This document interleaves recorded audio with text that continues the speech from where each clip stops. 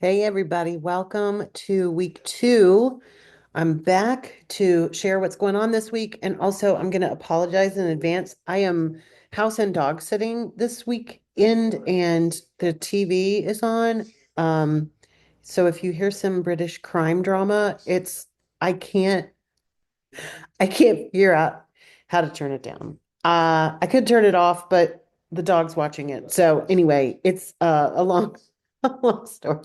Just bear with me. It's gonna be absolutely fine. All right, so we are in week 2, and that means we are speeding along speedily, for lack of a better way of putting that. Um, in a 7-week course, of course, everything goes by very, very quickly. So let's take a look at what's happening this week and give everybody a reminder of what you should be working on. All right. So as we talked about last week, you have 2 pages in Canvas to look at each module, each week. First of all is the overview, and it just talks about the fact that we are delving into some short stories this week. There are 3 short stories in our LibGuide, and you are only required to read 2 of them: Ernest Hemingway's Cat in the Rain and Alice Walker's Everyday Use. There are also some additional readings that go along with them, author biographies and critical items that you can use in your bibliography.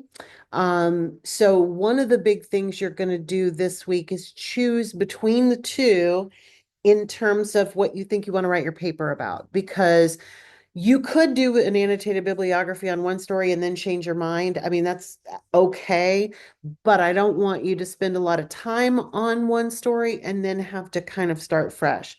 So the point of the annotated bibliography assignment is to get you started on your paper.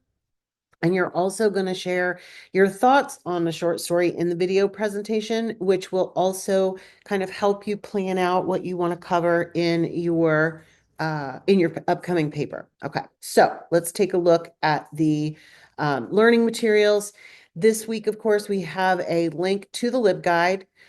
There are also, as I mentioned, and I'll open this in a second, but you're also going to go ahead and review the author bios and the included criticism.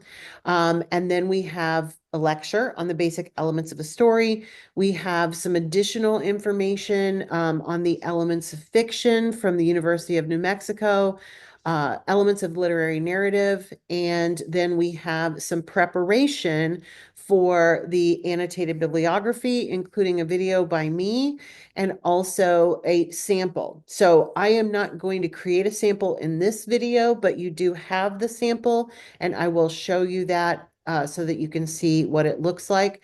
First, though, let's take a look at the LibGuide so that you know how to navigate.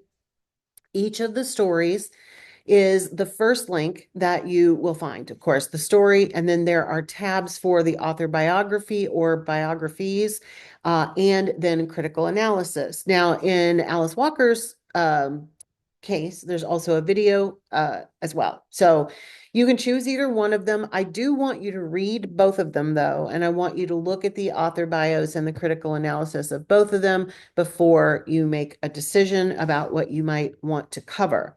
You will also notice that in all cases in the LibGuide, you do have access to the citations. They are already prepared for you. So that's less work that you have to do, which is always nice. The materials that are linked in LibGuide, the author biography and the critical analysis, because those are library sources, you will have the citation in the actual source. So let me just open a couple of them so that you can see what this looks like. Some of these are websites. And of course, when we cite from the web, we have to kind of do it manually. So I will talk about that a little bit, but this one is from a library site. So let me go ahead and click on the link, and you'll notice that we have a link at the very top that says cite. This is also a database where I believe the citation is listed at the bottom as well. Let's scroll all the way down. It's a nice long article. Uh, there it is. Yes. And the default is the MLA citation. So You don't have to dig for it. You don't have to look for it. Please do utilize the citations that are provided for you when you are using a library source. Okay. That will save you a lot of time and a lot of effort, which is always a good thing. Same thing is going to apply to the critical analyses. These are all going to be from the library. So let's just pick one at random. What Hemingway omitted from Cat in the Rain is one. Same database. So same kind of setup. The cite button is right here. There's also a citation down at the bottom. And if you click on it, you would be able to copy this and paste it into your document. Okay. All right, let's talk a little bit about websites. So we have some author biographies that are web-based, and I'm going to open Timeless Hemingway. It just sounds fun. So because this is a website, we would need to create a citation for it, and I am going to recommend a site called scribr.com. Let me move myself out of the way here. And the nice thing about Scribr is that there's not a lot of ads on Scribr. Some of the other, like EasyBib, has a lot of ads and stuff. Drives me a little bit crazy. So we're going to click on Citation Generator. We're going to make sure this says MLA. I do teach a class that uses APA, so sometimes this will already say APA and I may have to change it, but we're already on MLA, luckily. So I'm going to click on the Cite button after putting the URL in the box. And there is the website. Now, that is an unusual citation for a website because it is a single page website. So typically you're going to have either an author or a specific page title plus the website information. So just keep that in mind. But you are welcome to use Scribr to create your web-based citations as well. Okay. Let's see. The other thing I wanted to show you while we are in the library materials, the author biography, I showed you that. Let me see. The video is, this would be a library-based video, so this would also have the sources cited within it. Okay.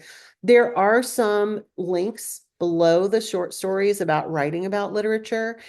These are very, very helpful. I did not link them in the reading assignment this week, but I would highly recommend taking a look at them as you are, especially as you are planning your presentation, because that's going to help you to also plan the paper that will be due next week. Okay, so if you run into any problems or questions, do feel free to let me know. The videos, especially this one, is going to help you on setting up your bibliography and your presentation. As I mentioned, there is a sample annotated bibliography. There is not a sample presentation. That's entirely up to you. But I do walk you through how to create the presentation. There's some resources in the assignment itself. So this is what your annotated bibliography will look like. Now you will have real typing and not just junk. But this is a good example. The second one here is a good example of what a website citation would normally look like, because you have the page title and the title of the website. But anyway, so there's a good representation of what it's going to look like. And what else did I want to show you? Oh, I'll show you the resources for the presentation. Here we go. Oh, it went all the way back, which is no big deal. We'll just go back to the modules. All right, so two things are due this week, the bibliography and the presentation. In the assignment for the presentation, I have resources for you, including a handout about presentations and just kind of good general practice for presentations. And then I also gave you a video on how to create your presentation using Kaltura, which is embedded and built into Canvas. You can also do it in Zoom if you want to. This is how I prefer to do my videos, but I would do it in Kaltura, but I do walk you through how to accomplish that. So if you do run into problems, let me know, but you should be okay. I know a couple of folks have already turned it in, which I'm very excited to look at. So in the meantime, everybody take care. You'll be getting grades on your first week's work quickly. I've been grading the scavenger hunts kind of as they come in. So hopefully I won't have a ton of those to do next week, but the discussion board, I don't like to grade until it's closed, but the rest of them, the other part, you have been getting grades back if you've turned them in early. Be sure that if you have not already done so, that you post to the getting to know you discussion board and submit the scavenger hunt, because those are how you get attendance credit for being in the course. And that has to happen in an online course in order for me to mark you as having attended. Okay. So everybody take care. Let me know if you have problems. I will catch you next week in a similar format, but if I talk to you in the meantime, I will be happy to do so. Everybody take care. Have a great week.